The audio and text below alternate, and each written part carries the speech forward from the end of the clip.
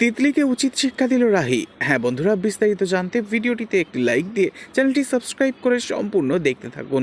নতুন পর্বতে দেখতে পাওয়া যায় রাহি আজ রাহুলকে সাথে করে নিয়ে নিজের বাড়িতে এসেছে। রাহুল বাড়ির বড়দেরকে প্রণাম করে। এ দেখে তো মনে মনে ভীষণ রেগে যায় তিতলি, আর রাগ দেখিয়ে সোজা নিজের ঘরেতে ঢুকে পড়ে। রাহি এরপর রাহুলকে বসার ঘরে বসিয়ে রেখে অপেক্ষা করতে বলে চুপি চুপি চলে যায় তিতলির ঘরে তিতলির মান ভাঙাতে।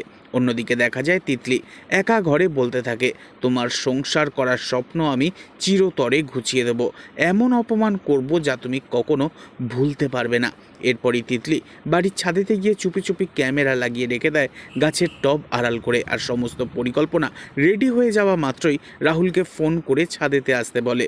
অন্যদিকে রাহুলকে ফোন করা মাত্রই আড়ালে দাঁড়িয়ে সবটা শুনে নেয় আর বুঝতে পেরে যায় রাহি, আর মনে মনে বলতে থাকে, ওনার এত বড় ক্ষতি তোকে কিছুতেই আমি করতে দেব না।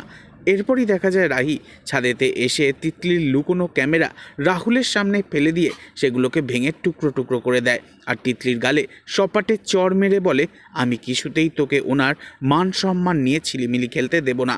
তোর এত বড় সাহস, তুই প্রতিশোধ নিচ্ছিস। এসব দেখে অবাক হয়ে যায় রাহুল, আর তাকিয়ে থাকে রাহির মুখের দিকে।